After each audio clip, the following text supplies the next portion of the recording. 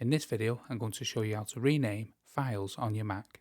In this demonstration, we're going to use folders, as you can see here on the desktop. However, this will work with any file or folder that you have on your Mac. And we're going to show you 3 different methods how to do this.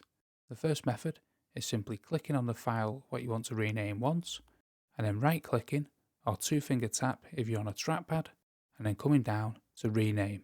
And then you simply rename the file. The second way is again highlighting the file that you want to rename, and then coming over to File, and then coming down and selecting Rename, and again renaming the file to its new name. And once you've renamed it, you simply press Enter. That'll be the folder's new name. And the third and final way of renaming a file or folder is by highlighting the file or folder and then simply clicking the backspace or the delete key on your keyboard, and then again rename the folder to its new name.